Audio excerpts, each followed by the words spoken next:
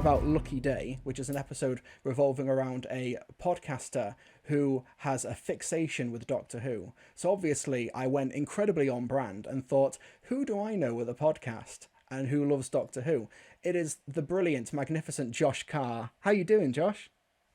I'm doing very well, but I refute all allegations comparing me to Conrad Clark. No, no, Absolutely. you're the good Conrad. You're like from the mirror dimension.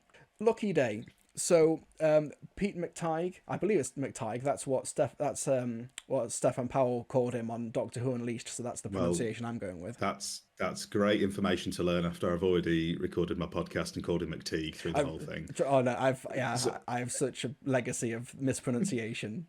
it's it's easily done. oh no, You're oh no. gonna have to redub the whole podcast now.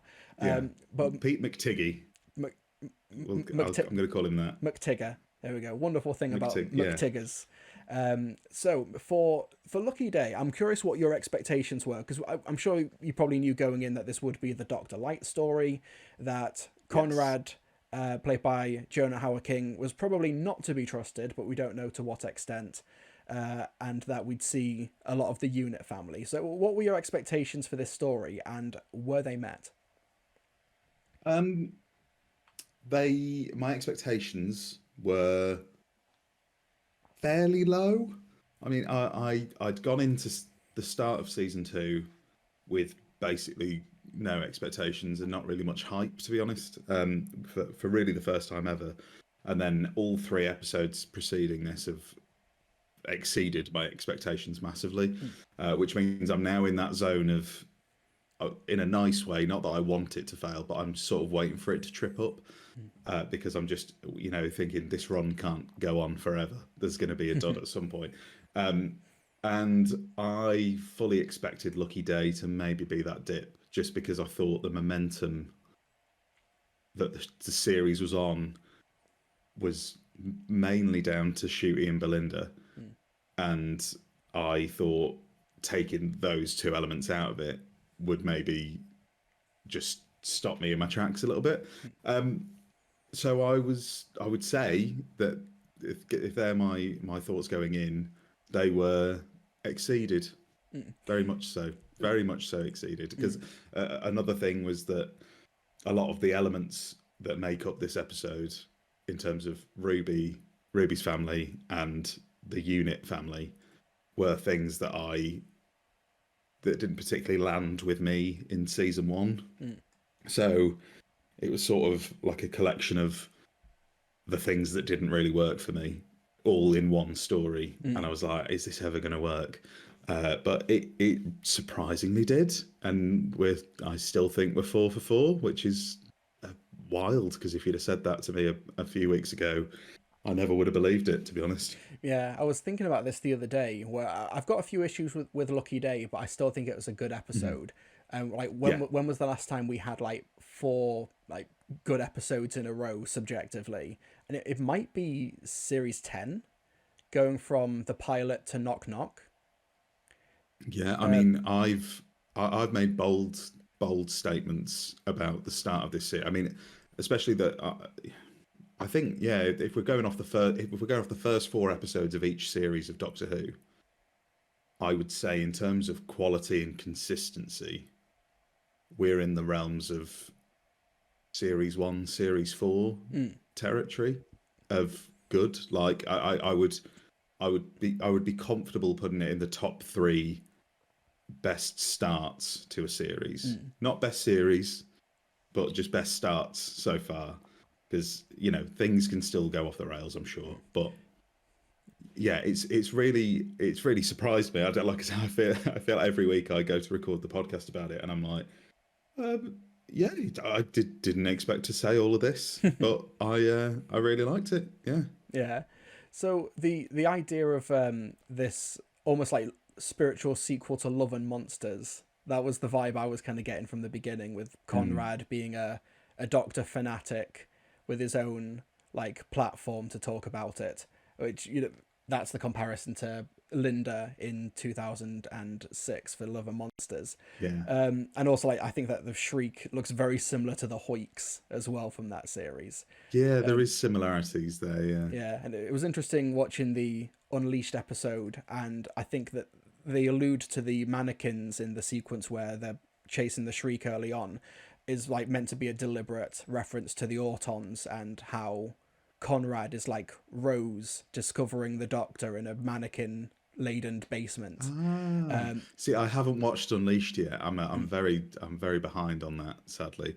But that's interesting. I did also like the tidbit from Unleashed about the fake monsters. I saw this on Twitter. The fake monsters that they were obviously that were costumes. Like they made a good Shriek, and then they were like, "Okay, make that but worse." I thought that's a genius idea. Yeah. And it's just a great bit of production design that not many other shows would put the effort in to. Well, I'm sure they would put effort in, but Doctor Who is always going to go the extra mile in terms of detail, especially the teams at Bad Wolf and things like that. And that's what I've loved about Unleashed being back is seeing all of their handiwork. Yeah, I think it was Neil Gorton, who the head of Millennium FX. He said that for the fake Shriek, they got a sculptor to look at the actual Shriek for like 2 minutes and then go and sculpt it from memory, which is that's really clever. Yeah. Yeah. So yeah, I think it's funny because the fake Shriek looks like if you tried to make me from memory after looking at me for 2 minutes as well. Yeah. So I don't know what to take. Don't know what to take away from that. I think with Lucky Day, it's an episode of two halves, and I think on the first viewing I enjoyed all of it, but it was on the second viewing where I think the first half is where, because so much of it pivots on that twist with the reveal with Conrad and Think Tank, I think his ruse is way too convincing in the first act. Is the Lucky Day podcast that he's on, is that a fake podcast, or is that like how does Unit and Ruby know about the podcast that gets 1,000 viewers compared to the live streamed Think Tank that gets like tens of thousands? It's these weird discrepancies on a second viewing, but I still think emotionally it holds. That like it's one of those things where I think the heart goes over the head when watching it. Yeah, I can see that. I mean, like I said, I've only seen the episode the once, and it definitely, like I said, there's definitely issues with it. It's not a flawless episode. It's sort of similar to how I felt about the Well and the Robot Revolution as well. I think Lux is still maybe my strongest of the series so far, but I do think Lucky Day it's not a perfect episode, but and there's some very valid arguments made, with regards to the representation of Unit and things like that. But yeah, no, I get what you mean in terms of Conrad is almost too convincing. The podcast thing is maybe a little bit of a contrivance that we have to overlook. But then again, there's also the idea, I know of podcasts where on the podcast itself, I'm not going to allude to who this is, by the way, but it's definitely people who will get this reference.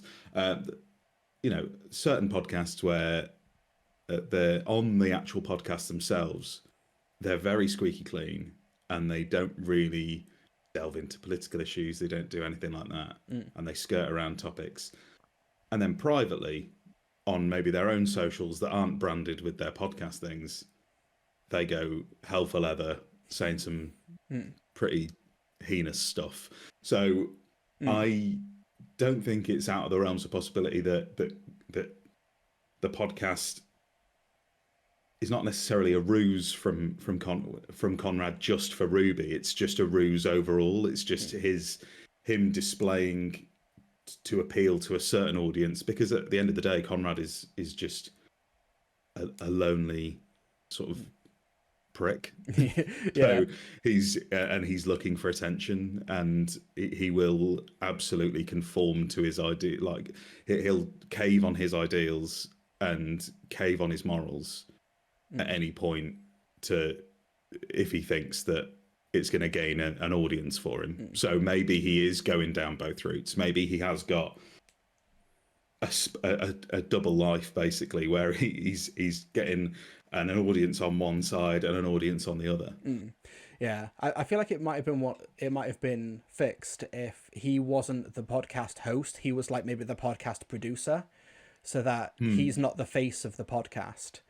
Like it would explain why Unit. That is an issue, yeah, because then it's like, people who do their due diligence are going to see, oh, well, he's saying all this shit over there, he's saying all this over there. Sorry, can I swear? Is that okay? Yeah, you can swear. I don't want to get you demonetized. Okay, sorry. Should have checked that before I swore, It's all good. But yeah, no, I just think it's very. We see this from a lot of grifters, is that they will sort of mold themselves to whatever platform they're on to, try and appeal to as many people as possible if they think it will make them money and make them popular. So. Yeah, I don't know. It's definitely a bit of a reach from me. I think maybe it's definitely a theory that I can headcanon and go, okay, that sort of papers over that crack a little bit. Well, yeah. Well, it's similar to Empire of Death, when it like Unit can't look up Ruby's biological mother, but even though she's just an ordinary person, but they also couldn't find Conrad's records until he started outing them. Unit's just not a very good organization when it comes to Googling. No. I mean, maybe Conrad had a bot. No, I'm joking.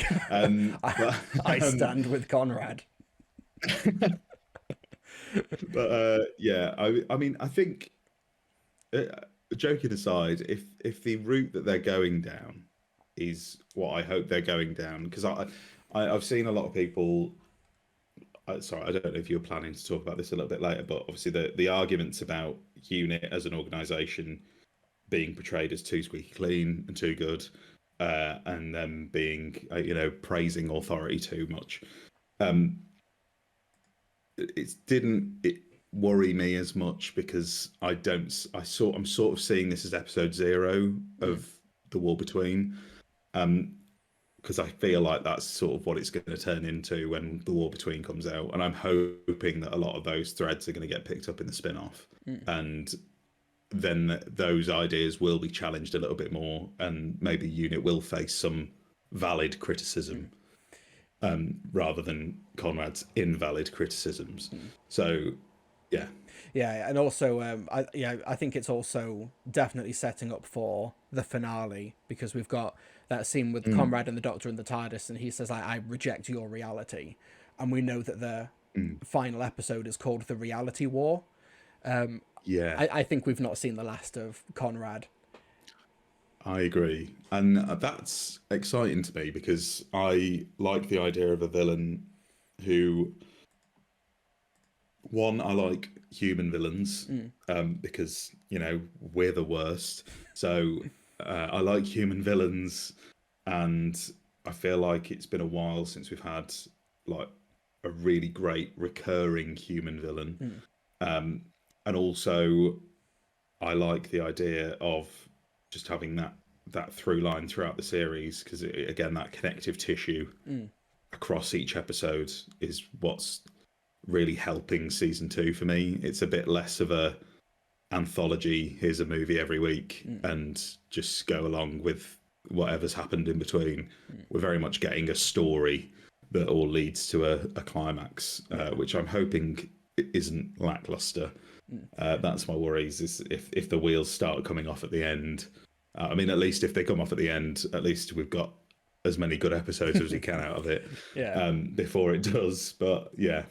Yeah, and one thing I really did like about Lucky Day, and I might be on the minority on this one, is that I just really, really appreciated an episode, because sort of, from my perspective, being so upfront on like the nature of grifters like this, like, because I think that Conrad is lying and he knows that he's lying. And I actually feel like that's a really rare depiction in media. Like, so often it's like, no, they just haven't heard the right idea yet. Or if they're given a better argument, they'll relent. Well, no, people just lie, and they lie for clout or profit or both or whatever. And I feel like with Conrad, that was seeing that depicted, I actually thought was, it sounds a bit dramatic, but actually pretty radical in like Oh, mainstream in I mainstream media. completely agree. Yeah, that was my key thing, is that, I think a lot of the a lot of big political points that Doctor Who's tried to make for quite a while now can sometimes feel a bit watered down, can feel a bit CBBCified, and can feel a bit just a bit broad and a bit general. And I feel like this is it's a great use of unsubtlety. I think when it comes to arguments like this, subtlety is dead now, Yeah. because we have, I mean, we have a president who's literally just killed Hollywood Yeah. today, which I know you've already spoken about. So I think subtlety is in the grave, and especially for the right wing of culture, and in terms of the left wing of culture, I feel like it's time to shake that kind of subtlety off. I think this is the thing as well. People like Conrad and right wing grifters who would argue against this episode would say things like, "Oh, well, I I liked it when Doctor Who wasn't overly political, or when the political messages were hidden slightly in the episode." And I'm like, yeah, but is the political message hidden in the stuff you watch? Like, no, it's balls to the wall. Let's chuck everything at it. Like, I feel like it's sort of time for, fighting fire with fire. And I think unsubtlety and glorious unsubtlety is a good way to go about it. Yeah. Like you say, again, I'm pandering to the chat. I know writers who use subtext, and they're all cowards. Yeah. Well, it's why I actually kind of emotionally recoiled in my chair when watching it, when he immediately pivots to Shirley Ann Bingham supposedly claiming benefits working for UNIT. It was like just the fact that he immediately had that in his back pocket to launch against her on when he was streaming in that village.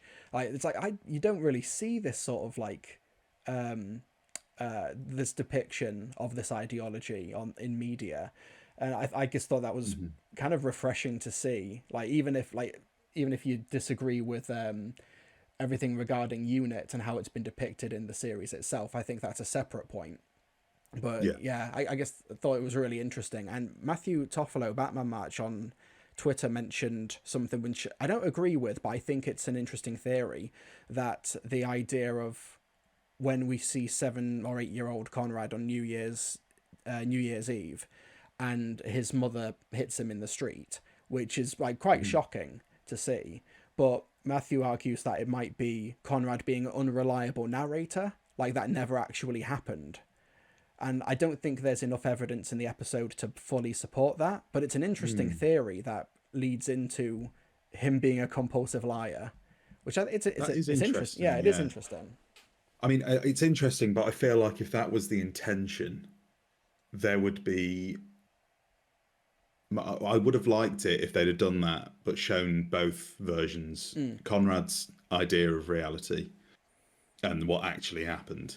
And because obviously I think what you would then do is twist the scene with the Doctor meeting Conrad, because he's obviously the Doctor comes off as very charming. Shoot, he's always very charming, and and magical and exciting. And Conrad doesn't really react to that at all. He doesn't. He's sort of in shock, and I think maybe if we'd have seen that scene from Conrad's point of view, remembering it with his current worldview, and maybe Shooty in Conrad's memory comes off as more menacing, and it's him trying to justify his actions towards the Doctor, or maybe the Doctor comes off as more unconvincing. Yeah. In it, or maybe even Conrad remembers people like pushing the TARDIS in and like some lighting crews or something that he can then go, well, that was all just special effects, and I remember it. I remember it happening like that, because this is what these people do. They twist their own memories to suit their own agenda. But it's an interesting point. Yeah. Yeah. I think it's a valid interpretation if I don't agree with it personally. But yeah, it's a great episode to provoke that sort of discussion. And Doctor Who Twitter can be quite insufferable at times, but I do think it has been an interesting discussion, which I think is actually a testament to Lucky Day, and Pete McTighe's approach to it as well. Yeah, because with the War Between the Land and Sea, and Pete McTighe having written for the show before, and he does those collection box set trailers with like his Perry years later, his Mel as well. It seems like he might be being teed up to be a future showrunner. I think there are worse candidates out there. I think he's an interesting guy who is evolving as a writer. I think Praxius is better than Kablam. I think Lucky Day might be better than Praxius. Yeah, I think he's evolving as a writer, and I think I'd be happy to see him tackle more. Yeah, I mean, I'm very much more. I didn't really have any strong feelings about the War Between, just because we don't really know that much about it before watching this episode. But after watching this episode, I am a lot more excited for it, and I'm excited for what it could be. Whether it is that, I don't know, because I mean, one thing this episode sold me on was, I don't think there's ever been any doubt that Gemma Redgrave can't carry a TV show. She's a fantastic actress, but the character of Kate Stewart being able to carry a spin-off they've sold me on that in this episode, really. Yeah, because it's a fantastic performance, and she gets some really great stuff, but also it sets up a lot of interesting threads that I really hope are picked up, because if they're not, it would be very strange not to. But like the idea that entire thing was broadcast on all of Conrad's social media, so everybody has seen it, and everybody knows what Kate did. It was a very risky play, and I feel like they very purposefully, from memory, I don't think they had like a thing out there at the end where they were like, oh yeah, we just said it was a hoax. I hope that's not the case. I want ramifications for that. And I want Unit and Kate to be challenged, because that's what would happen in real life. Yeah, I think I was actually going to bring up Unit next. So thank you for doing that. You've made my job a lot easier. But I think Ruth Madeley and Alexander Devrient, I think like the cast are really strong. I think they're still a bit one-dimensional, but I loved Kate Stewart in this episode. Her like kind of unhinged like reaction, especially when Conrad like insulted her dad and is like, okay, you pressed the Brigadier button, and now you gotta die. I think that she was great. I think she was having a lot of fun with that particular scene. But then you've got this Jordan Lang character who's like, oh, someone's betrayed Unit. Who is it? Is it this family cast, or is it someone who we've only just met this week?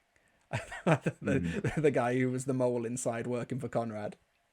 Yeah, I mean I think, like I said before, the Unit family has been a bit of an issue for me. It's all been very. I think it's a criticism that a lot of people have leveled at. It's all been very pally. It's all been very, oh, we're all best friends fighting aliens together, and there's not really been any edge to a lot of the stuff so far. And also, it's been a bit of a revolving door. Probably through no fault of the production. It's just, these things happen, when they have to bring in Lenny Rush, and then Mel's brought in, and yeah, it's been a bit of a revolving door. I'd like to see it now settle, ideally with those three as a key, like, core trio, and get to know them more across, hopefully even more in the finale. Yeah. And I'd like to see, I've completely forgotten, Colonel Ibrahim and Shirley. I'd like to see that dynamic now be challenged again by the fact that Kate went too far. I'd like to see Shirley maybe having some doubt in Kate as the person to lead Unit, and Ibrahim sort of being torn between understanding Shirley's points of view and agreeing that she went too far. But it seems very clear that they're setting up a relationship between Kate and Colonel Ibrahim. So that would be a really interesting dynamic to explore in a spin-off if they were going to do it. Yeah, 100%. I agree with that as well. And I hope we know that the unit family are probably going to be appearing again in the finale. We know that Millie Gibson's coming back in the finale. But yeah, I thought that Millie was superb in this episode.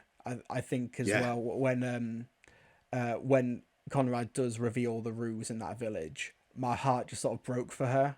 Like the feelings of abandonment probably rising to the surface again, and how it tackled like mental health and like the idea of shock and PTSD, and how she didn't really know it was a problem until she realized that it was hampering her ability to have a normal life and a normal relationship. How she felt so on edge when the electricity was going weird in the village, and her first instinct was just to call unit.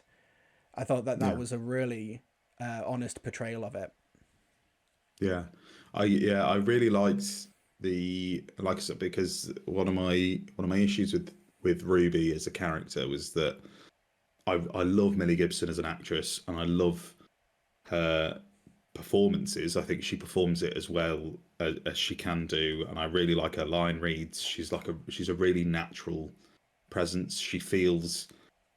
Her performance feels real, but the character never really did for me, because I felt that in season 1, all of the quiet moments that you need to establish a companion weren't there. It felt like things were getting cut from episodes. This is just my view of it, is that when things were getting cut from episodes, it was with the aim to get to the action quicker rather than sit with the characters for 2-3 minutes, give them those moments. And also the moments when we did sit with the characters, it was all very like story focused in terms of the series arc and the snow and Ruby's mum, and it wasn't like based in feeling, it was based in fact. And I wanted to learn more about Ruby and how she reacts to different situations. So by the time Ruby left, I was just like, I feel like I never really connected with her, which was a shame. But I then had the opposite effect with Belinda. I just felt like Belinda felt more fully fleshed out, and there was more time spent developing that dynamic between her and the Doctor. So like I said, I had reservations about Ruby coming back, but then all of those moments that I wanted, all of that development that I wanted was here, and I felt like this is my favourite Ruby Sunday episode. It's my favourite Millie Gibson performance.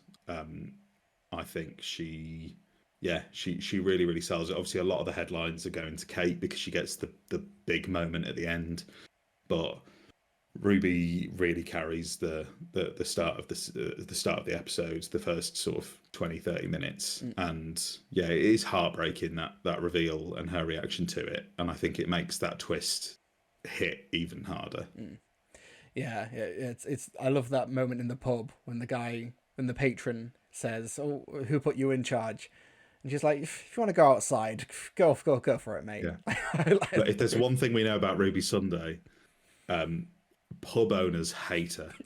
They will attack that girl until the ends of the earth. Yeah. She does not have good luck in small village pubs, because every time she's there, 5 minutes later, she's in a gritty political thriller. Yeah, she needs to just avoid country pubs. Yeah, she goes to buy a round for Conrad and his friends, and the barman says, "Oh, cash or card?" And then she like has a war flashback. It's like, what? Can I pay with my phone? Oh, such a she just needs to stick to Wetherspoons. That's what she needs. She needs inner city, soulless Wetherspoons pubs. Any pub with character is going to ruin her day. But she can pay an order from her phone. She could use the app and order that way. Exactly.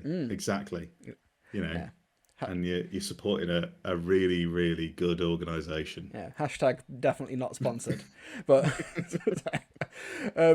but one thing I want to talk about as well is the last scene with the Doctor and Conrad in the TARDIS, and there's the interesting bootstrap paradox of Conrad mentioning Belinda to the Doctor, Yeah. and it's because he met the Doctor and Belinda when he was young on that New Year's Eve, and presumably this is a pre-Robot Revolution Doctor as well. So that's an interesting bootstrap paradox. But that whole scene as well was, I thought it was really well directed. I loved how Conrad like stood his ground, and yeah, just shoot his fire with it. I thought that was a brilliant scene.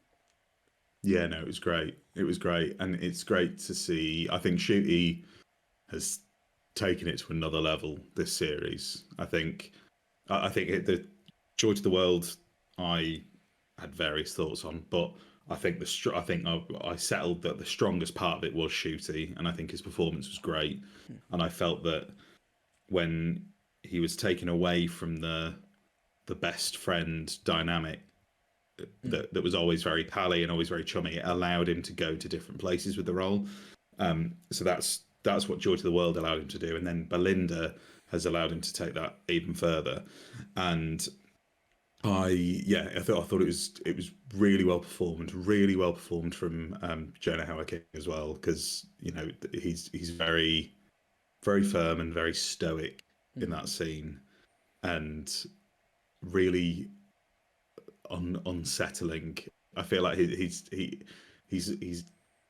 a very unsettling presence on screen from that twist. Every time he's there, he sort of makes your skin crawl, and I think it was really really well done. And I think the Doctor going as dark as to reveal his death to him, the details of his death. I mean, and also the theories around that, because we have no idea if that's real. We don't know if the Doctor did the Doctor just make that up on the spot? Did the Doctor do that? And is this like a Harriet Jones situation where this one choice has set in line, time is now changing because he's revealed that information? Yeah, well, it's like the really dark and twisted version of Church on Ruby Road when he knows that the police officer's going to propose to his girlfriend. It's like he's using that power for evil now. Yeah. And I like, that's a good comparison. It's a good comparison, those two scenes, because he's sort of doing the same thing, but the complete polar opposite. And that's a really good comparison. I like that. But I don't think it's some sort of psychic power. I think it's more like I think it's closer to like Derren Brown guesswork from the Doctor. I think it's like lucky guesses and lucky predictions, and he knows that he doesn't have to be 100% accurate when he's predicting someone's death. But it's him just trying. Again, is it him seeing Conrad as a lost cause, and he goes, "Well, this is how it ends. That's you done," or is this him going, "Here's your future. Now change it. Like do something different with your life." And it's really interesting. No, it's I've been watching the series 1 from 2005 for this 20-year later reaction, and I think some of my favorite scenes are when the Ninth Doctor is away from his companions and like how his demeanor changes and how his attitude changes. And I think if we had more episodes or longer episodes with Shooty, we could get a similar dynamic. Like, I'm not expecting him to be the same as Eccleston or this like same as the Ninth Doctor, but I think these scenes where Doctor is removed from companions when no one's watching except for the audience, I think it adds more dimensions. And that's an interesting thing as well, because that's what makes Kate more interesting in this episode. Is we've never really seen Kate operating without the Doctor at least around somewhere.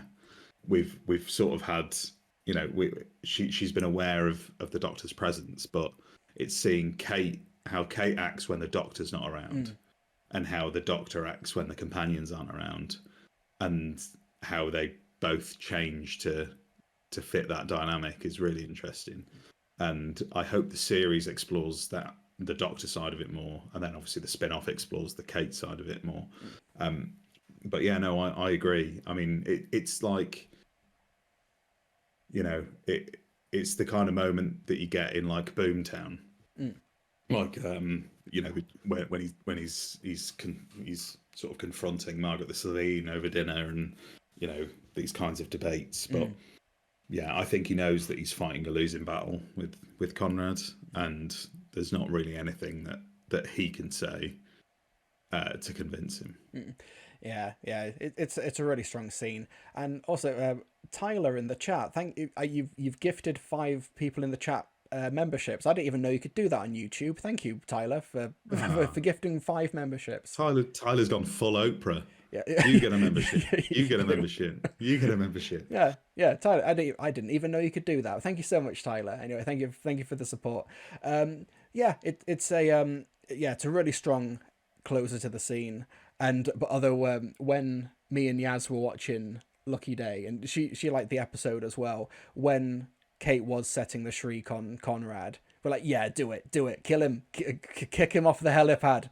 I think we did not view it as morally ambiguous, but that probably says something more about us than it does about Kate's actions. I mean, he lost an arm. Then he got it glued back on, basically. But yeah. I wonder if they're gonna like like Winter Soldier him in the finale. Ooh. He's got a big metal arm, you know, starts going down to Pound Town. He takes the 50th Doctor to Pound Town. Phrasing, Josh. Phrasing. Just realised. Well, Ruby did say the Doctor would be flirting with him if he was around. Yeah. Yeah. There we go. On that wonderful note, actually, Mrs. Flood as the governess in the prison. Are you invested in Mrs. Flood at all? Are you invested in that mystery? It's all right. You can wrap it up. Well, you can wrap it up. It's fine. No? I have nothing to say on this now, Jake. That is a valid answer. I'll say I want to try and be nice and as nice as I can. If out of all of the Mrs. Flood scenes, I'd say this is the best one, and the one that would have intrigued me the most.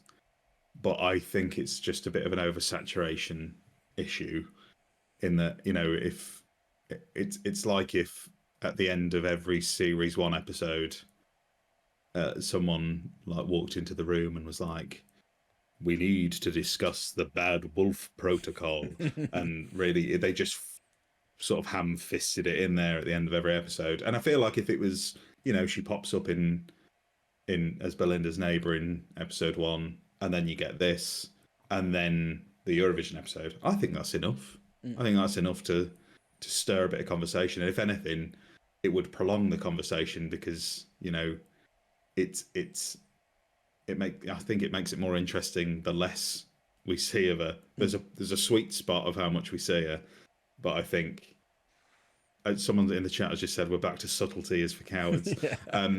But yes, if Mrs. Flood was a bit more subtle, that would work. Yes, subtlety is now back on the table, please. So but yeah, no, I don't know who she is. If she's the Rani.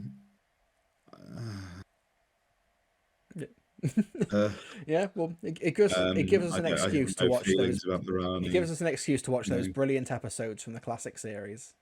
Oh yeah. Go and watch them and realize, why are we bringing this back? But yeah, no, I have no idea who Mrs. Flood is going to end up being. And yeah, I'm struggling to care, but I hope it wins me back over. And Jedi Spartan 38 in the chat, literal key jangling. It's like, yep. Yeah, fair enough. We know writers who use subtext and they're all cowards. Anyway, Josh, this has been a really great chat. Thank you so much for coming on. It's been lovely to be here. Yeah, thank you for talking Lucky Day and a bit of BFI with us, with your sore voice, but hopefully clear head. Thank you very much. Thank you. Yeah, I'm hoping it's come across more of like a like a nice Tom Jones Husky, yes. gravelly tones. Yeah, Yeah. husky tones. Yeah. Makes for great podcasting. But speaking of which, you have a podcast, and I believe you've got an upcoming interesting guest that you're taking questions. Are you still taking questions for, or has that been It recorded? depends. J- Is it Jamie Jamie Magnus Magnus Stone? Stone? Yeah. That has already been recorded, Ah, unfortunately. But it was a very, very good episode. So he's lovely, yeah, isn't he? that's going to be. He's so nice. Another friend of your channel, of course. Yeah, no, he's lovely to chat to, and very, very forthcoming with very interesting information about the Whittaker era. Um, as have many of my guests been, including Chris Chibnall himself. Mm-hmm. There's a little name drop for anybody who may be interested in listening to the podcast. I have recently had Chris Chibnall on the show, chatting about all things Doctor Who. Really, it's an hour and a half long chat. But yeah, very. I hope some of you come and join. I'm doing weekly episodes for season 2 with different guests. I've got an episode on Lucky Day coming out later this week with Clever Dick Films, and there's more guests coming for every single episode, but there's a few up there already. I've realised that I've got this far and not actually said the name of the podcast. It's Who Knew, a Doctor Who podcast. I also highly recommend the interview with Safia Ingar, who plays Oh Valerie for Big yes. Finish. That was a great interview as well. Oh, they were amazing. Yeah, no, it was a great chat with them. I actually met Alfie Shaw yesterday at the Oh, BFI and got to wax lyrical to his very bewildered face about how much I adore the 11th Doctor Chronicles, and it was very, very nice chatting to him as well. So maybe one day you'll see him on the podcast as well. But yeah, no, there's a big back catalogue. Someone's asked in the chat. Very good question. It's new KNEW, as in the question. Who knew? So yeah, the podcast, there's sort of about 60 episodes almost out there from the past few years, a back catalogue of episodes going back nearly 5 years now. You were on the show as well. I was one of You the were originals. you were, I think you were episode 3, so very, very early days. But yeah, maybe we'll have to correct that. You'll have to get you back on at some point. But yeah, yeah, big back catalogue podcasts. I hope that some of you join me over there, because I like I said, I interview the great and good of Doctor Who, and also when there's a series on, I'll cover all the episodes with some wonderful guests.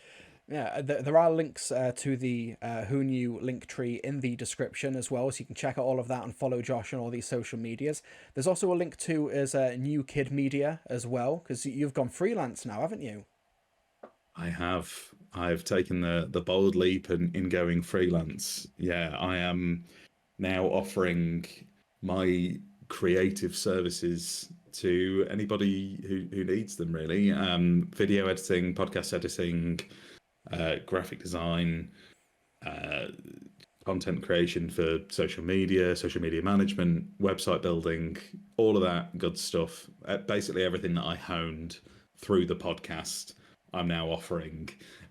Yes, it's a very new endeavor, but if anybody is aware of anyone or needs any services, if you're like a creator or a small business owner, I would love to work with you. So yes, the website should be, I believe, linked below. Is that correct? It is. It is in the description. Sorry, that's your line. That's your line. Well, you're there putting me in place, making sure everything's right, everything's correct, which is good. Hold me to the mark. I've got to. Well, no one's doing it for UNIT, so I'm going to do it for you. It's okay, because all of those kids on the school trip in reception, they're just the next batch of employees. Oh, that wasn't a school trip. They're already hired. Yeah, that's the HR department just marching off to hire another 4-year-old. Yeah. I did say on Twitter I was very disappointed with the lack of explanation for Morris's absence, and I can only assume maybe Morris has now turned 18 and has immediately had to be sacked and replaced by a 7-year-old. Well, that is the only thing that the conclusion I can come to. Unit is basically run like Leonardo DiCaprio's dating life now. yeah. If Conrad is in his early 20s and he was interviewed by Unit, what, 8 years ago? Was it 8 years ago? I think they said. Yeah. So, because he's coming in the lift, and Shirley says, "Oh, a male between 20 and 25 years old." So even if he's 25, he was being interviewed for Unit at 17. The only child to escape the Unit workhouse. Yeah. What a lucky lad. It really was his lucky day. The children are yearning for the Unit mines. Brilliant. Lucky day was the failed interviews we had along the way. Yeah, and the 50p is the minimum wage. Anyway, Josh, it's been brilliant chatting with you. Thank you so much for your time. Get that voice rested for whomever you talk to next. Yes, I will. Thank you for having me on. Thank you, chat. It's been lovely to read your ramblings in the corner of my eye. I also want to just clarify, I was being sarcastic about Wetherspoons. They're a terrible organisation, I'm sure. But yes, thank you. Thanks for having me. There goes the sponsorship deal that I had lined up. Thank you, Charlie. Shucks. Shucks. There'll be another.